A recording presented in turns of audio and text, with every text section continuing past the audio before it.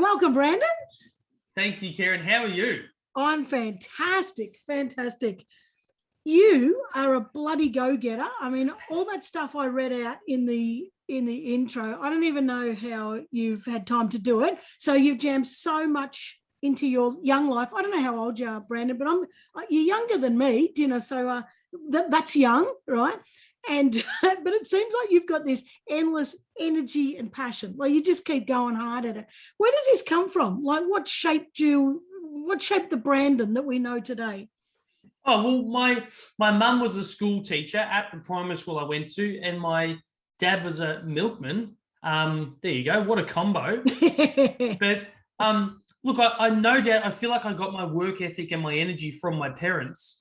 But also when I was 11, 12, I started participating in film and television. Yeah. And then when I was 15, I actually lived away from home for 6 months with about 17 other children. And we filmed a television show on Channel 10. And we had a tutor on set. So we had a makeshift classroom, that was located next to the studios. So we filmed out at Global Television in Nunawading, where Neighbours is filmed. So in the adjacent studio, we filmed for 6 months. And then the listeners might like this. Directly after our show completed, a very new show, never heard of, called Rove Live, went into that studio and stayed for about 10, 15 years. But it was at that early age where I sort of got my exposure to working. And also I got a lot of exposure at a young age to, I wouldn't say handling rejection, but having to interview and audition. So I reckon there was something to be said for going to casting calls and auditions on a weekly basis, and more often than not getting the gig purely based upon selection of a different look or whatever. But that really steeled me for understanding the process of having to reset, rejig, and re-go at something, whether it's learning lines or just making an impression or presenting yourself. And quite often that was in an adult environment, so me as a 14, 15, 16-year-old kid, I was learning how to go and re-energize and present and open myself up to a new opportunity. So it's probably that, I reckon, that leads to... Wow. And it's kind of like just every time you step into a new space, you just have to turn the switch off, to everything else from the past, like all the rejections and all the self-doubt and, they didn't take me. You just got to switch. It's kind of like with me being on stage for 43 years or whatever it is. It's no matter what's going on, you got to flick that switch and you just got to get on there and you just got to perform. And, you talk about, it's probably come from your mum, but anyway, you talk about your dad being a milkman. I'm blonde and my parents are both dark, and mum used to joke, oh yeah, because you're the milkmans. So maybe we're brother and sister, Brandon. Potentially. I mean, my dad wasn't always a milkman. He worked for Centrelink for a while, but then he sort of, grabbed hold of the entrepreneurial bug and went for it.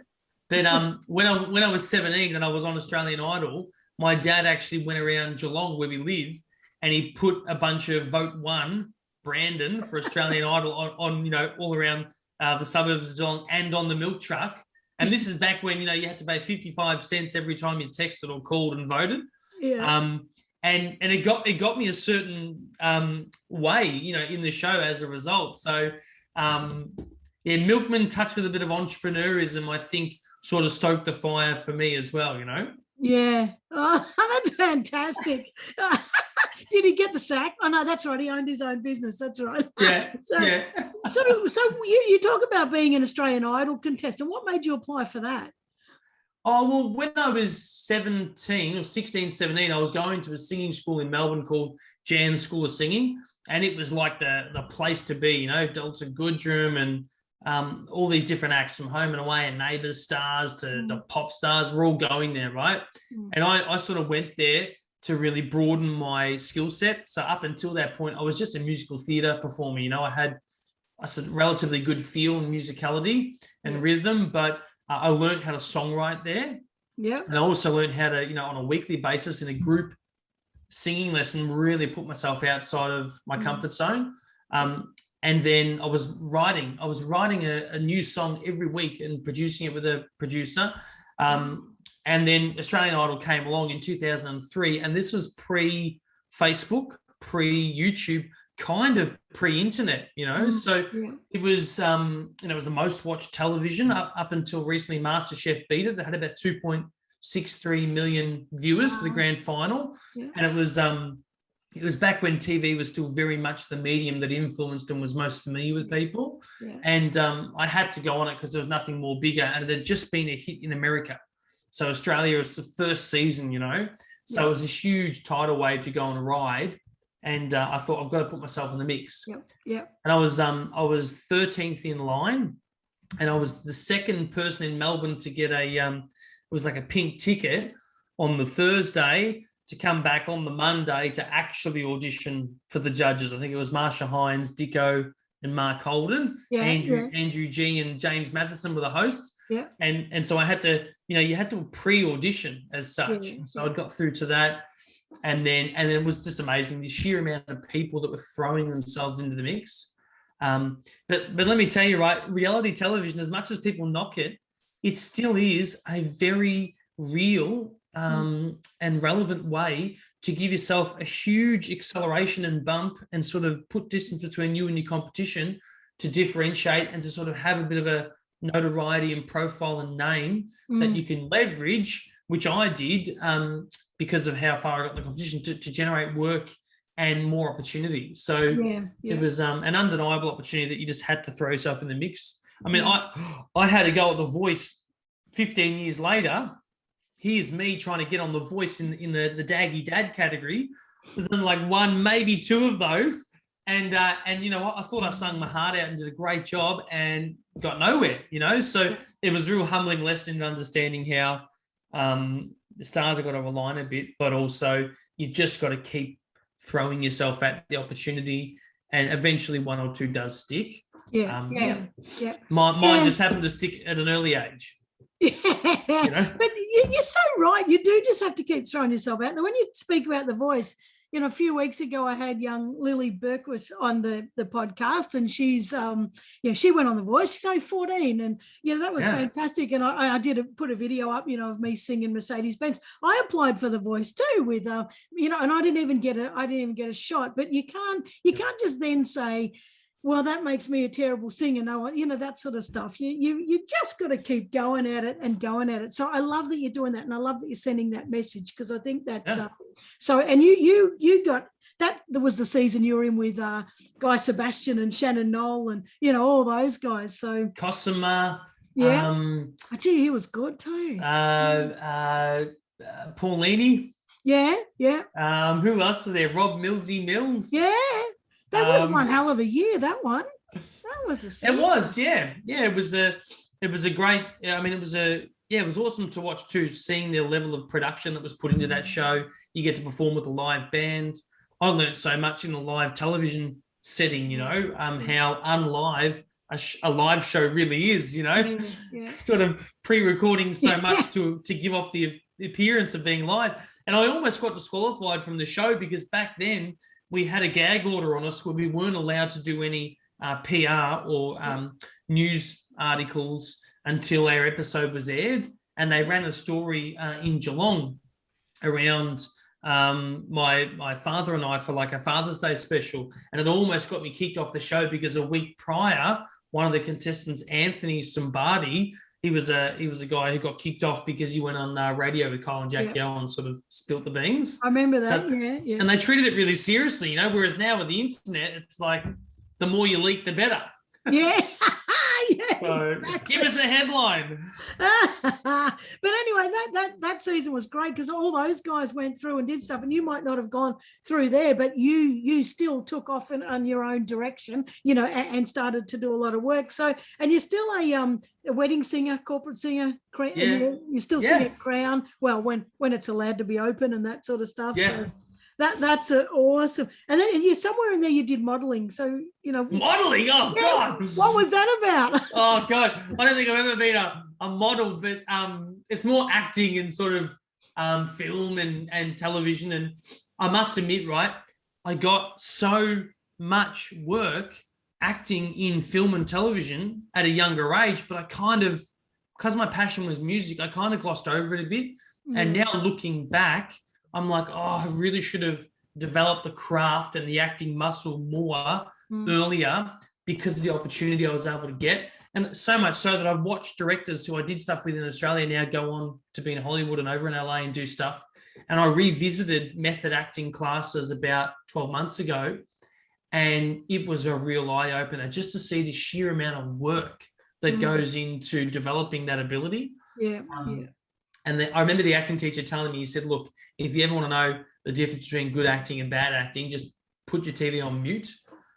Yeah. And see if you're still engaged by, the expression and the commitment in the actor's face. And wow, that was such an eye-opening experience. Just the lessons that I had to go through, learning how to appear drunk on camera without being drunk. Yeah.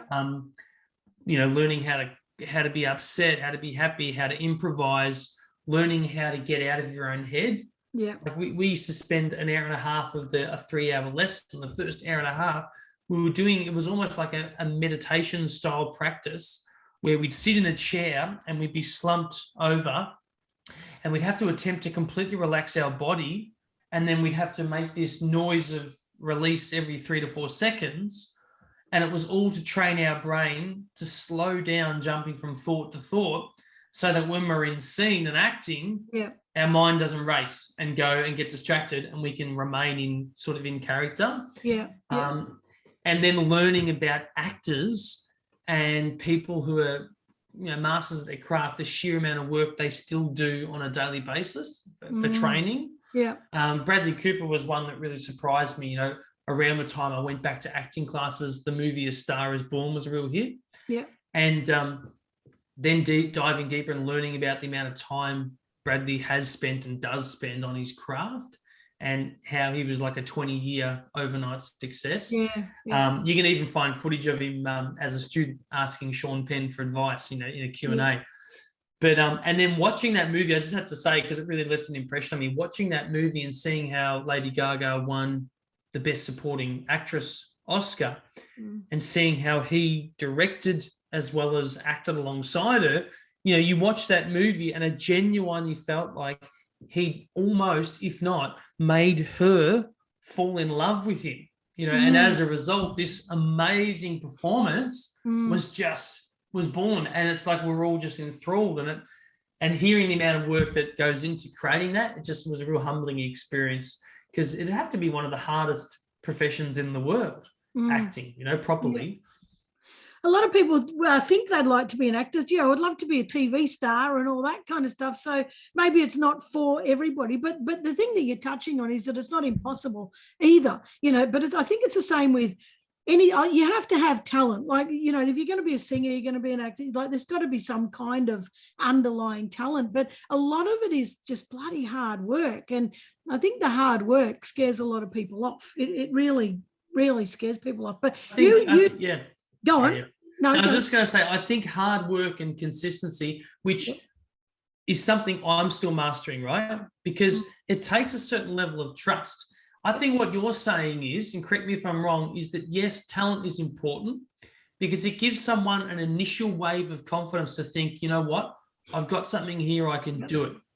But then that's like 10% of it. And then the remaining 90 is like the hard work and consistency and discipline in trying to get better at something every day, in particular, newer things that can add to your ability that you're not good at.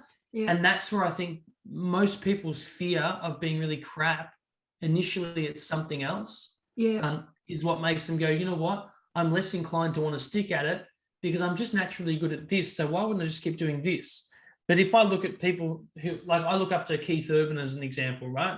I look at him and I go, wow, he's really gotten better and developed his songwriting ability over the years. He's developed his musicality and musicianship. He's a great guitarist. He's developed his ability to cross over into different genres. And he's also developed this ability to still look really good. So he's really, he's worked on his presentation. And it stands up, when you look at people like that, they still sit within the top, 5% because they're so consistent. But, and that's something I battle with all the time. It's like trying new stuff that I know I'm going to suck at first and pushing through. But, It's hard, isn't it? Because yes, you want to keep practicing and you want to get good at something and you want to try new stuff, but at the same time, so it's kind of a double-edged sword, because if you're really passionate about something, maybe you do need to just develop what you're passionate about so you can actually have a job and a life that you're getting paid to do the thing you really loved, and just really start to hone in on that. I think it takes all types of people. There are going to be some people that just focus on one thing that they love, and there's other people, perhaps like you and I, that we're always chasing shiny rabbits because we're practicing this, but then we're like, oh, wow, look at that. I'm going to have a crack at that, Yeah, totally. We also live in a country where, unfortunately, fortunately, it's very comfortable, but unfortunately, there's a lot of pressure to make something work relatively quickly. Otherwise, the tall poppy sets in and everyone's like, oh, why are you doing that? You've done it for long enough now, and obviously it's not going to work. I think that contributes to a lot of us wanting to dart around a bit because we sort of want to hit and we want something to work and win. That was just something I've noticed. I agree. When you were in, like you've done Neighbours, Round the Twist, Blue Heelers, Rush, and a couple of feature films and all that sort of stuff. Did you? You're getting all excited about that. You're not a big deal. Just ask me. Did you experience tall poppy syndrome with any of that? Like, did people say to you, cut it out? All the time. And people say it doesn't exist in America. Look, I'm sure it does on some scale. However, whenever you achieve something that's quite foreign or new to you, it's not easy to not take personally when people try to knock you down. And that's what I noticed and observed so much, especially with people who are experiencing it for the first time, like someone that goes on reality television. It's very real in Australia, but also it's amplified tenfold since I had a crack. Like 2003, there wasn't a Facebook. Now there is, and people have the means and they do troll and they do be quite negative. And I think there's been studies done in the past where there needs to be more work put into this around the effects and also the consequences as a result of bullying or, such derogatory banter being attached to people who participate in shows like this. Because when you're an actor, yes, you very much do draw upon your own personality and your own kind of ego and being, and you play an alter ego or a more out there version of yourself for a character. But when you're on a reality television environment, you're still yourself, but you have to be on and you have to be entertaining and you have to be funny and you have to be in that quick moment. So it's very hard to then switch off because you're famous for being you. You're not famous for playing an amazing part where you can cut the cord. And so I think a lot of people struggle with that. Yeah, and I agree with you. I think there needs to be more consequences, harsher consequences for these. I can't believe some of the shit I read, and I just think, how can you get away with that? Like, and when you see some of these teenagers, take their own lives because someone's been cyberbullying them, and it's kind of like, the kid who's done it, it's kind of, oh, sorry, I didn't realize. Oh, that's okay. No, it's not bloody okay. You bloody knew you were doing it, and I reckon. No, I agree with you 100%. I think that needs to be locked down and people need to be not just slapped on the wrist for it. They need to have, I don't know what, my temptation is to say lock the bastards up, but I know that doesn't help either. But, it's just. Well, I don't know about you, Karen, but I fantasize about a social media reset. I'm still in this line from a mate because he's the first one that planted the seed with me.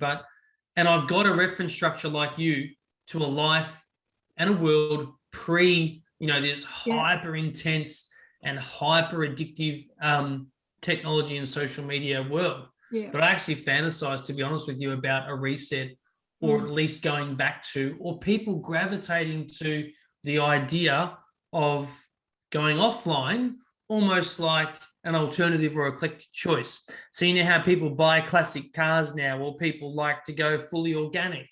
Yeah. Or people like to, have a sea change and go and change up the pace and balance of their life. Yeah. I think that needs to, or hopefully will happen soon with social media and technology, because just in my view, it has gone too far. It really has. It'd be people would be lying if you asked almost anyone if they feel like they're addicted to their device. Everyone would probably deny it, but everyone would be in some way or another. Yeah, I agree. Yeah. We all take it in the shower with us and on the bench. As soon as it buzzes, we're like, look at it, No, I won't go into the toilet. What kind of waterproof phone have you got? No, I don't. No, I don't mean that. Actually, I have got a waterproof phone, but I don't take it in the shower. But we always have it, not too far. It's always in. And I fantasize similar to that, but as a life where, like you and I can reference it back to our childhood where we didn't have that, or even young adulthood where we didn't have that. And I always think about, when I was a kid, I played netball and Dad played footy, and he ended up playing for Richmond and that sort of stuff. But we were really big in the Warrigal Footy Club, and we'd go to all the local footy matches and that sort of stuff. And we played with all the other kids, and we had this really wholesome life. And the local clubs were big, and they were part of the community, and everyone knew everyone. And I don't know. I know we can't just go back to. But I fantasize a bit about that, and not that I'm a footy head at all. I don't even watch it anymore, but where we can all just gather and really feel connected to one another, and not just saying that. Facebook has been the best thing for me too, because I do workshops all around the world. And if it wasn't for that kind of stuff and all these connections, instant connections, I wouldn't be doing that. So there's a pros and cons, but how do we manage it? Anyway, we could go on that for hours. So let's just move on, because talking about children and all kinds of kiddie things, because there's some sort of sense of magic, isn't there, in kiddie stuff? Because I still love to behave like a child, and many people will attest to that. But you do voiceovers, for kids shows, and what is it? Just because you're deep down you're just a silly little kid and just enjoy that stuff, or was there something else there? Because I love it. I think it's what a world. I did when I was younger. I did a lot of radio voiceovers. So I'd often go into Fox FM once a week, and I'd do a radio voiceover for Harvey Norman or Boost Mobile or Optus Prepaid or the MTV hits. And I sort of got into a rhythm, and I was very bookable, because I was easy to direct. I think that's what it was. I think I was easy to direct. And then I got cast in one kid's animation show called Dog Star, which has done about 3 series and gone on to do a telly movie. And what I noticed happened there was, I was a young adult at the time, about 25, and alongside me, they'd cast about 3 other kids to play the kids. So there was about, 3 12 to 13, 14-year-old kids. And what they noticed was it wasn't as easy to direct them with voice acting. So it's quite easy to direct children in a video setting, a film setting, because you can show them sort of kinesthetically, you can show them how to do it. But it's much more difficult in the studio. And I think what's helped me get more work there is that I've developed a good relationship with the producer, but also I'm quite easy to direct. And I can still draw upon a bit of a higher voice like yours, Karen, and play those younger characters. So, but I love the voiceover work, and it's a bit of a gift that keeps on giving. So the last show that I did, The Flame and Thongs on ABC and BBC, Mark Mitchell played my dad, Con the Fruiterer, and Denise Drysdale played my mum. And it was a barrel of laughs. Like, seriously, recording every time with them was just like so funny. The stuff that would happen in the studio, oh my God. Mark is a very funny guy. And we actually were on Round the Twist together like about 20 years ago. I played a ghost in the lighthouse, and he was Mr. Gribble, the grumpy mayor. Anyway, we digress. But it's great fun, the voiceover thing too, and it's quite easy to do. Like, it's in and out. Oh, that sounds fantastic. I don't know what you're talking about. I think my voice is deeper than yours, but anyway. Can you see me get a Barry White? Go on, Karen. Hello, Brandon. So we do with the diaphragm, breathing from the diaphragm. I love it. I think that's what a wonderful. I've been fantasizing a little bit about that lately. On and off about voice. Please do tell. Hey. Sorry. Here you go. we're talking about voiceovers, Brandon. Don't stick to the program here. And it's it's every now and then I think about it and I think, you know, I reckon my voice would be good to be like, you know, I could be that real grumpy kind of, or the scary thing. But anyway, we'll see what happens down there. Now, all of this has taken you to become an entrepreneur, you know, led you on this entrepreneurial journey. You talked about your dad before, you know, being a milkman, but and everything you've done is kind of like, it is entrepreneurial because you sort of, you're a one-man show, really, even though you've got a team around you. It's kind of like, well, where am I going to individually place myself into all these settings and, you know, and make a living from it? So at what point do you reckon, like outside of acting and that sort of stuff, you've also gone on to run other businesses and that type of stuff?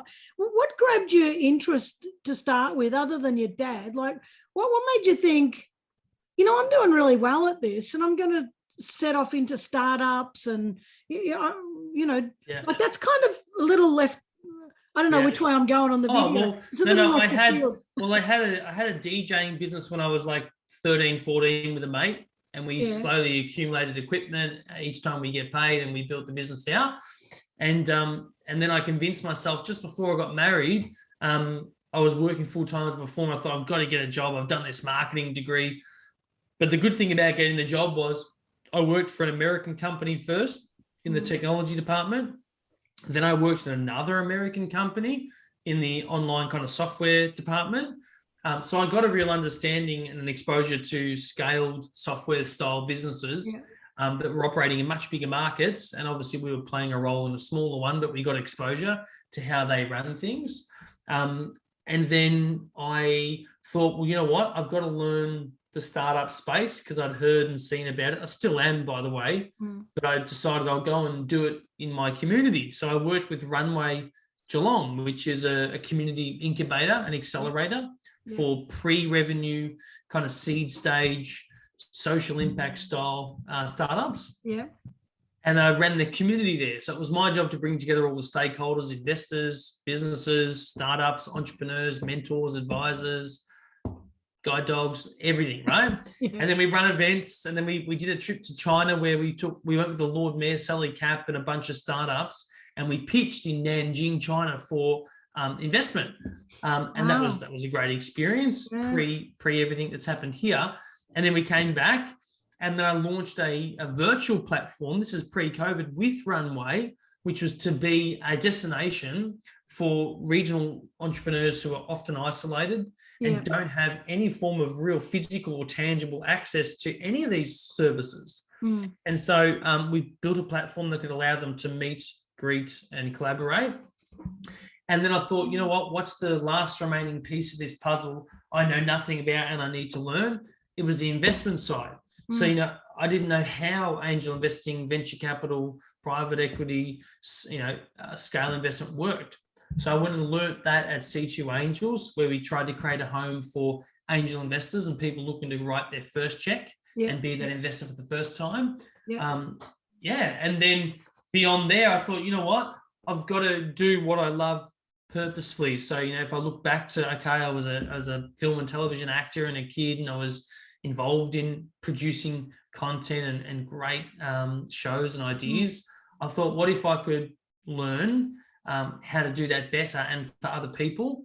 So I thought, I'll go out on a limb and I'll start my own business called TorchT Productions, which is exactly that. It's a production company that attempts to make shows and content for others. But I realized pretty quickly, hang on a minute, I got the 4 young kids, I got the mortgage, I'm going to need some help here because I'm taking a filmmaker mate along for the journey as well.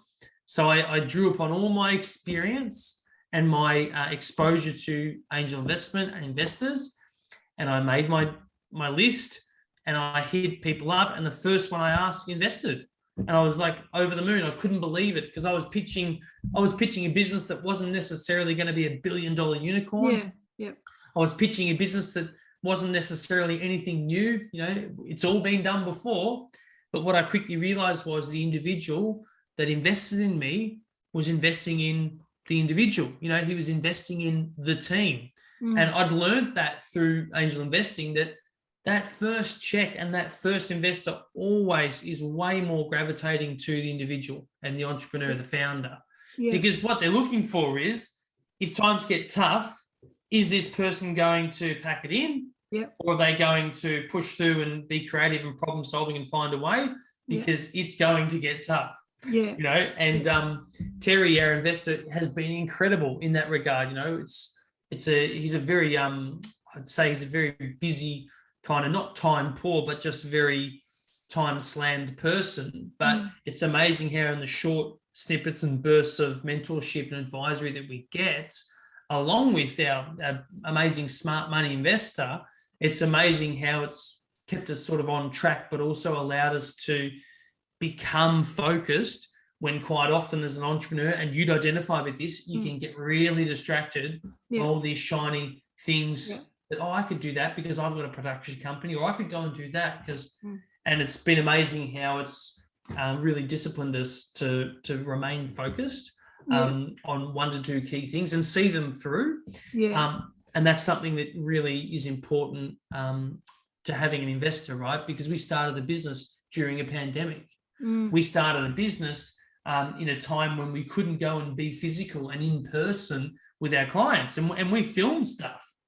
So being able to have that tutelage and also the ability to sort of double down and really plan and execute a business whilst you're kind of stuck, not being able to get out and do it, was actually a bit of a blessing, because it's good time to spend, I reckon, getting prepared for a massive 2022.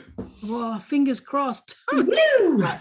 So when you talk about, like, let's say TorchT Productions, and I'll talk about that a bit more in a minute to see, dig a bit deeper into what you do. But so, like, there's a lot of people will start a business and they try to bootstrap it, and they kind of like, well, when I've got $1,000, I'm going to, build it, and then another 1,000, I'm going to build it. So you're talking about getting an investor and sort of injecting an amount, whatever that, could be 10,000, 20,000, 100,000, whatever it is. They inject that money into it. What's the advantage of that? Like, how do the two stack up against each other, bootstrapping and getting an investor? Well, bootstrapping, I think, makes people feel and think like they've got this. And you don't need an investor for the sake of saying and having an investor. However, bootstrapping, you still require an investment on your own part. So, even honestly, you would know this, right? And I'm sure your listeners would know, to start a business, it's quite easily a $10,000 to $15,000 process. And that's being frugal, that's being lean, and that's only spending on the things that are necessary. But quite quickly you realize that, hey, as you pick up a bit of momentum and you want to do it right, there are things that you've got to do sooner rather than later. And the investment piece, I believe, is so crucial for the ability to build momentum. So one thing Terry, our mentor and investor, says to us is, when you've got momentum, you've got to push hard.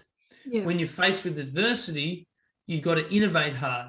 So you've really, the point of difficulty is when you innovate the most and you come up with the best ideas and solutions, right? But when you've got that momentum, you have to go hard and put the pedal to the floor and really get as much as you can from it, because building momentum is hard. And that's where investment, I believe, is so critical. So to give you an example, right, starting a business in the middle of the pandemic, we needed that investment and cash flow to allow us to build momentum and not be in a fear and desperation mindset around having to bootstrap, all on top of being stuck in an environment, a pandemic, where you can't do anything anyway. So it allows you to not get in your own head and worry that, oh my God, one more month of not being break even and that's it. And, the other good thing about bootstrapping, I will say, is that you're spending your own money. So, any startup founder, okay, take investment from an investor, but what if that was your money?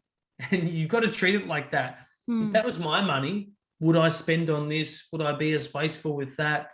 Would I be as distracted and think I've got to do it all? Or would I really narrow down and how can you go about measuring what's going to be a really good return from what you spend on? So things like, setting up your business properly are unavoidable. But things like trademarking, insurance, it all creeps up, domain, like the whole thing, right? There's small and big, but it's very easy to rack up 10, 15K setting up a business, no problem. And it's needed, Yeah. So what would a small startup business use that investment for? Like what sort of things would they pay for with that money? All the things that they can't do a better job themselves and afford to allocate their own time to. So, we haven't spent a single dime on sales because I can do that, right? Yeah. That's my skill set, but also I should be doing that. And that's a worthwhile use of my time. Yeah. We haven't hired another video editor or filmmaker because Ben can do that. And that's what he should be doing because that's our special sauce. That's his ability. Yeah. But as far as things like insurance, getting my website built, like website, absolutely I outsourced because I don't have time to do that. And it can be a beast. Yeah. Same with insurances, same with trademarking, same with my domain name, setting up our emails, same with bookkeeping. Like absolutely that was worth outsourcing because it would be an absolute minefield for me to do. And I do think it would be a waste of my time for the amount that it costs to get someone else to do it. So, it's more important than ever when you start the business to protect your own time, I think, because, otherwise you'd say to yourself, well, I really should be doing that to save money because I can work it out. And then what happens is you spend all this time wearing all these different hats and you're not out there growing the business, building relationships. One of the biggest kick in the pants I got was a couple of months in, a mentor said to me, are you making 20 calls a day? And I know from experience, because I've had to do that in so many sales roles in the past, and I wasn't doing it in my business because we were quite busy doing the doing. Yeah. And I prioritized making time for that. And I didn't get 20 calls done in a day. I might have hit 20 voicemails, but it was amazing how quickly I was having 5 to 7 conversations every day, either catching someone or the reverse coming back to me. And before I knew it, I had a pipeline of activity and people I was forcing myself to tell them about my new business. Yeah.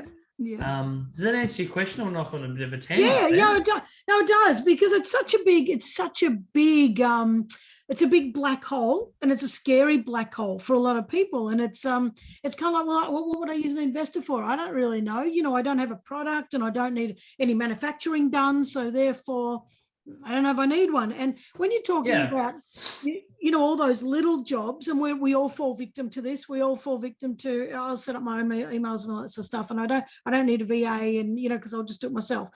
So we are spending a lot of time, doing those little things rather than doing the thing that we're truly gifted at. It's the temptation is, though, to say, I'll put in 1,000 of my own money and then I'll still fuck around because I don't owe anyone back. So the thing that when you do owe somebody $5,000, $10,000, $20,000, is that I think that builds a momentum in a sense that you have to pay that money back. And plus interest. So therefore, I'm going to work harder. I was going to say, right, I agree with that. But I think what is a good test for that is, bootstrapping the initial setup yourself. But then maybe if you're going to bootstrap employing your first person, that's a good test, because not only are you committing the money to pay that person, but also no one wants to employ someone that they're going to have to just get rid of in 3 or 4 months' time. Yeah. So, that's a good challenge, because you have to step up, grow your business, show that person you're a good mentor and that you can lead and grow a business so they can maintain employment and have the security, safety and confidence as well. Yeah. And that's a great way. Unfortunately, I think you just got to put the heat on. You've got to take the risk enough where you're like, okay, I'm stretching here and I've got to realistically make it happen, rather than go, I'll just wait till we earn a little bit more, then I'll go and do that next thing. It's always got to be the other way around, I think. Yeah. Stretching. That's for a startup, like for a small business, well, maybe small's good, and that's fine also, and they bootstrap and they grow when they need to, and they stay in their lane, and that's fine too. Yeah. Yeah. And you are also investing now. So you've sort of switched hats and sort of thought, oh, this is pretty good. Now I've got an investor. Now I understand how it works. And by the way, I've got to say, go back a bit and say, I love that you identify the gap. This is something I don't know about. I need to go learn it. And a lot of people don't do that. I love that you did. And we're all guilty of not doing it, but more of us should do it. Anyway, so you've gone out and learned about investment. You've got your investor, but there's some point there you decided you're going to become an investor, and you start off small and all that sort of stuff. Is it one, why did you do that? And two, is that for everyone? Can everyone just become an investor? Yeah, totally. Well, I did it because I wanted to diversify, and also I'd seen these businesses called Afterpay and Canva and Atlassian, and it's like it was still so foreign to me. And then through working in an angel investment firm, I learned that someone actually can be first. Someone can be the first investor. And quite often the first, second, third investor are the ones that put in not a huge check, maybe 20, 30 grand, and they get a decent position on the cap table. So they get a bit of equity in the business. And they also have that feeling of being first, believing in that person. And the first investors are always the ones that are looked after the most, right? Mm. But also it's a way to get involved with amazing entrepreneurs and founders that when you meet them or you witness their work, you just know, well, they're going to hit. It's going to be huge, right? So it's a way to get involved without having to be actively involved. Yeah. And I think that's really appealing to people.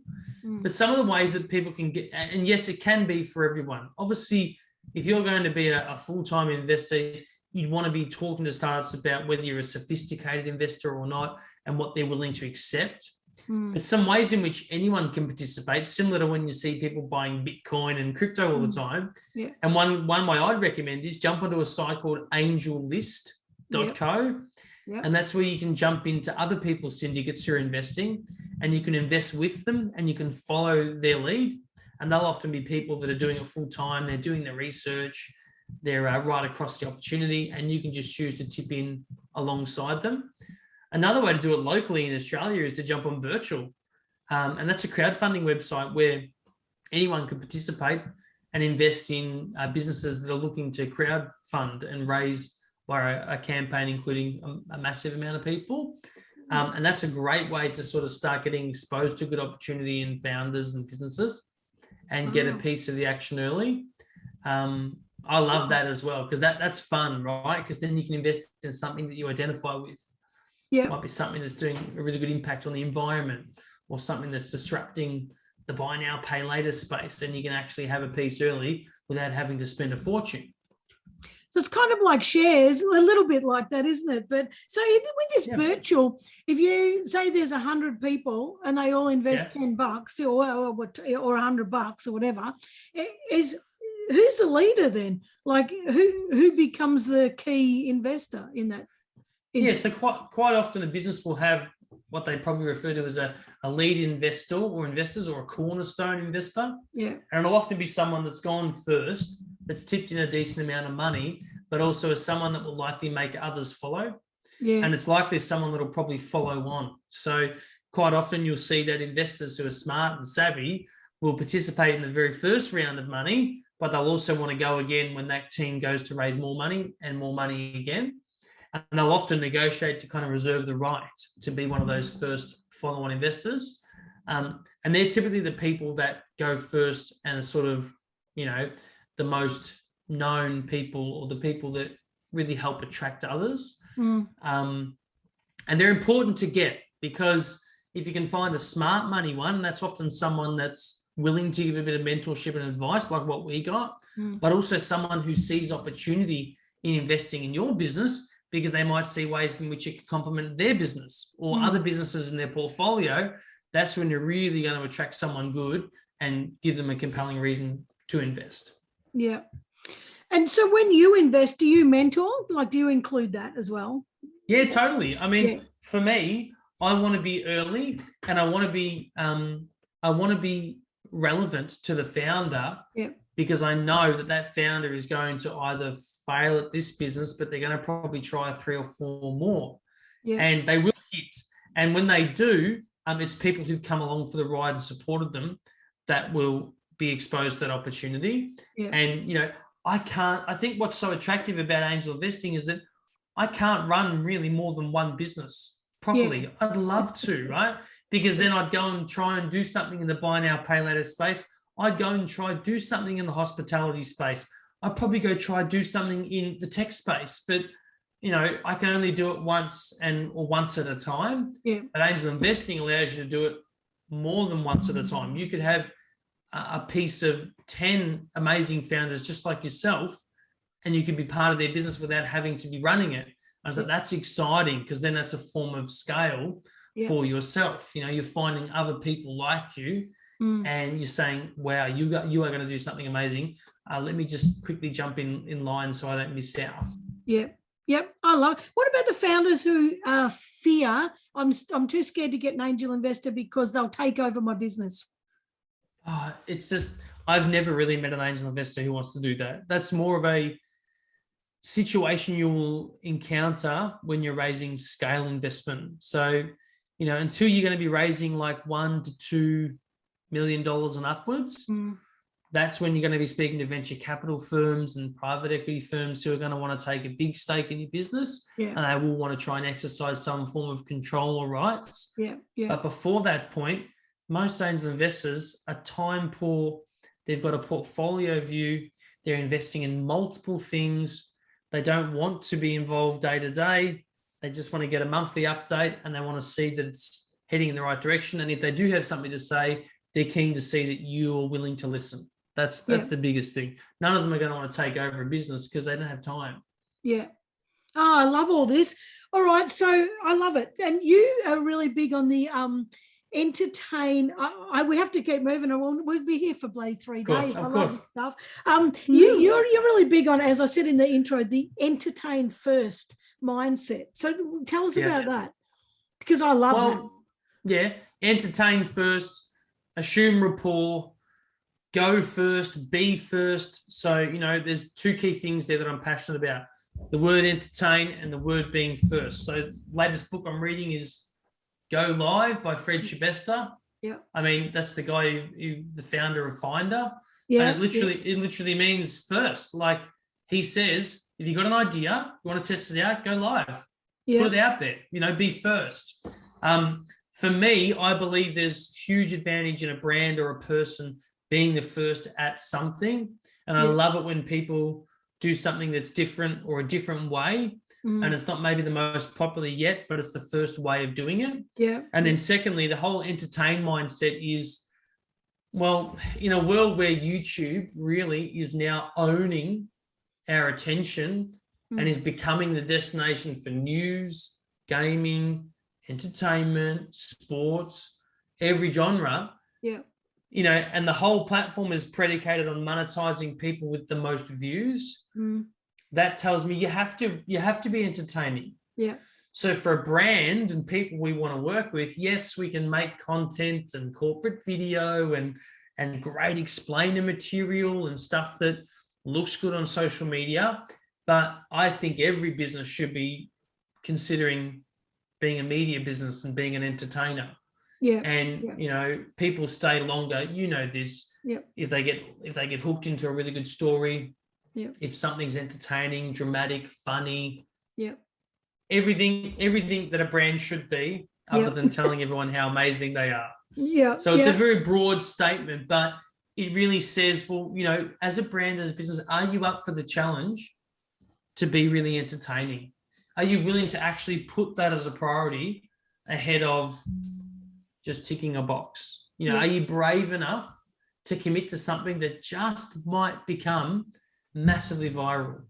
Yeah. And what if it did? Oh my God. All the biggest brands that you and I would identify with and remember the ads of and the most iconic ones are the ones with the most quirkiest, funniest campaigns, I believe. Yeah, I agree. And the ones that we still sing from our childhood, the ones well, here's one for you. I actually sang the Cotties commercial when I was a kid.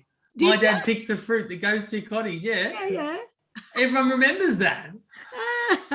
My dad picks the fruit that goes to It goes to Cotties. Cotties. Make That's the the one. cordial that I like best. I remember. I Yeah, love there you it. go.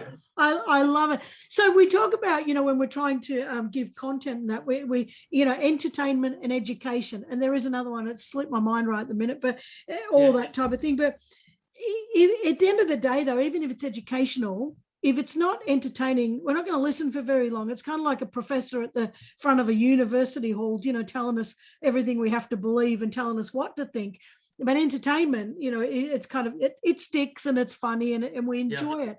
Tell us about Torch Productions, because I tell you what, I'm getting way off track here, but I'm loving this, it so much. So what do you, like, what do you offer? What do we come to you for Torch Productions? Yeah. Well, when I started the business, right, I said I absolutely love making funny and entertaining stuff for people. There's no reason why I can't do it for a business or a brand or, a business that's up for it. Yeah. Our challenge is, how do we make sure that what we do and offer can be measured and monetized and people can justify, it's worth it, right? So we've made a commitment that we've created our own shows, and now people can see what we've created, and they can either pay us to create their own show or at minimum create their own content that really expresses their personality. So we've got a show on LinkedIn called 1 Minute Millionaire, and it's 1 minute bites with millionaires and high net worth people and successful people. We've got another one called She Knows, which is a round table with 6 women. And they've got a couple other planned for early next year. But our point of difference is we want to create content that makes your competition and your industry look like you're the leader, right? So imagine a business was to create their own show or format that other people and competitors would watch because it's just so good. And the idea is they get to call themselves the owner and the leader and the producer of this amazing new concept and idea and delivery. So I want to help people who want to own their industry. I don't want to help people that just want to create another great explainer video. I mean, we can do that and we do that all day long. I want to help people who really want to challenge maybe the person who's number one brand in their space and become the number one. So someone who's nipping at the heels and really needs that last edge or point of difference. But yeah, so that's kind of what we do, right? And we're very flexible. So we work with people workshopping ideas. We help people with script writing out initial ideas for content. We help people reverse engineer backwards. So let's say a client came to us, we'd say, right, where do you want this ideally to be in 12 months? Do you want to have the number one show on YouTube for payday lending? Okay, well, here's how we're going to do it. Let's reverse engineer it back where we'd start. How's it need to look on social media? So what kind of content will we need to create to make it blow up on TikTok or Instagram? And then we go on that journey with them. And it's really a process of trying new things as well. So it's like brands that really want to push the boundary and try different and new things. Because as we all know in startup world, some things stick, some things don't. But if you don't try, if you don't try and try again, you won't get to that really good creative piece unless you have. That's sort of where we sit. Look, we have a specialty in working with brands who want to raise money. So we've done a lot of campaigns now for businesses who needed a video and video content to illustrate why they're worthwhile investing in. And then we also love to do mini documentary style pieces as well. So we've made quite a few of those now where we feature amazing stories for brands and we make it a piece of content that someone would watch because it's just such a compelling story. So it's like we're making little ads for people, but it's very, very, very, very personalized and very, very honing in on their unique little, that's something, that unique special something that just makes personality. And elevates them right out from where they are. And you're right, because a lot of people will be focusing on what they do well, and what they do well may not be creating videos. May not be creating that sort of. I've loved this. I have absolutely loved this. I'm going to ask you my get off the bench question because, of course, you can see the sign behind me. Get off the bench. So we want to inspire people to take action. Now, there's going to be people listening to this episode that are take two things. One, they're in awe of all the things that you've done. I'm talking about quality quantity, how many things you've done, but also the fact that you've done dream jobs. They are dream jobs, let's face it, singer, actor, that's pretty cool. But so one, they're going to be in awe of all that, but two, they're going to be inspired by this conversation and pondering that maybe they could do, one or more of the types of things that you've been doing. So what do you want to say to them? I would say if you've been lucky enough to identify that you're really good at something and you're talented at something, you have to lean into it further, and you can't settle for just being good at something. You have to develop all the skills around that core talent to make yourself be the best at it compared to higher and higher and higher people. So, that's one thing I've learned and I'm still learning. Get better at what you're already good at. Don't settle for just being good at something and relying on it being enough. Get better at being good at something. Yep, love it. How do we do that? How do we get up in the morning? Because that self-doubt little bastard talks to us all the time, and it's kind of like, I'm on a roll. Oh, damn, I'm never going to make it. How do I get over that? How do I get up and just keep going every day? Because that's what you present as you do. That's what I present as I do. Maybe we don't do that all the time, but that's just our presentation. But I've always got a book that I take with me to the toilet, as unhygienic as that sounds, but it enables me to churn through at least 8 to 10 pages. So you can imagine what's happening in there, Karen. Yeah. But there's people who have a much better handle on that question than you or I. So for me, I just finished reading, but the good thing is you can continue to read it. Tools of Titans by Tim Ferriss. Yeah. He's amazing because he's like just an amazing performance hacker, and he's interviewed all the world's greatest and most interesting. Over 80% meditate every single day, so I have to get cracking on that because that's an undeniable stat. He makes his bed to win the day, as basic as that sounds, but he makes the thing, even if it's just a rush job, it's made. Yeah. And he is a pretty boring person when it comes to consistently eating, drinking, and timing-wise the same thing. And, exercise goes without saying, he factors that in. Yep. But I would say probably one thing I think that came out of reading that book and helping a lot is actually just everyday writing. So that it's almost like that cathartic exercise of handwriting in a journal, even if it's only like 5-10 minutes, if it's your to-do list. There is something in that, because that really, it's like an extension of the thought, the intent through the hand into the pen and onto the paper. Yep. And he's got this thing that he does, which one of his ex-girlfriends gave him, called the Jar of Awesome.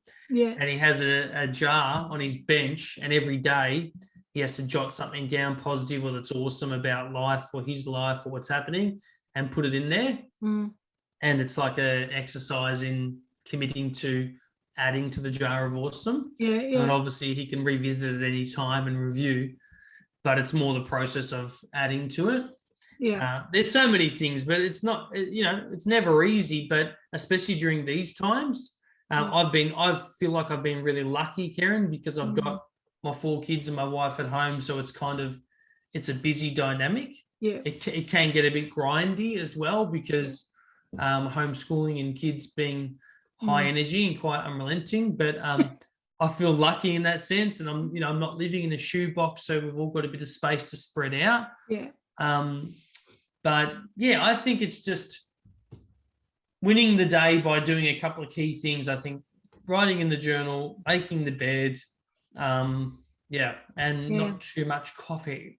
Yeah, I've got to have my morning coffee. But I agree with you about that, getting it out of here. Because my concept with get off the bench is get it out of your head, onto paper, and into action. And I'm so big on that, writing it down, because that is massive as far as getting things done. I dance every morning. That's my way of getting up and going. So yeah, I do it. Up the driveway, my neighbours get a good little party every morning. But anyway, now, Brendan, I have loved this conversation. I could seriously talk to you for days and days and days, because there's so much juice, but I can't. So where can people find you? Yeah, Brandon Burns on LinkedIn. Yeah. Our website is Get Torched with a T, so GETTORCHT.com. Follow us on LinkedIn, Facebook, Instagram, TikTok. Yeah, that's the best way. I mean, connect with me on LinkedIn. That's where we're most active as a business. Yeah. And that's our community. That's where we try to run our community. Yeah. And, if you want to subscribe to us on YouTube, that would help incredibly, because obviously I want to get to 1,000 YouTube subscribers as quickly as possible. And that's the home of all of our media and entertainment and content. YouTube is our home. All roads for us as a business lead to our audience on YouTube. So, yeah. Fantastic. Well, I've got a whole section here of personal ones for you, website, Insta, Twitter, all that kind of stuff, YouTube, and also for Torch Productions. So I'll put them in the show notes as two separate ones, but that YouTube, that Torched YouTube channel is fantastic. I've been having a good look at that and having a great laugh about the black pill and the red pill. And I absolutely love your the dynamics between you and Ben. It's just fantastic, and it really gives people a good idea of what they're going to get working with you. And I just love Ben's face. It doesn't taste like anything. Just have the bloody thing, for Christ's sake. All right, I added that last bit, but it's funny. Funny as buggery. So but I've loved this, and really, really, really appreciate you sharing so much gold with us. Really fantastic. Oh, thank you for having me and for collaborating with Startup Gippsland and meeting each other there, and from one fellow mentor to another. Great work on the podcast as well. It's awesome, the show. Thank you very much. Well, I guess we're just two awesome souls, aren't we? Two little peas in a pod, two little peas in an exploding torched pod. That what we are. Get torched, baby. Get torched. All right. Well, thank you so much, and we'll catch up with you soon. Thanks, Kieran. Thanks. See ya. Ta-da.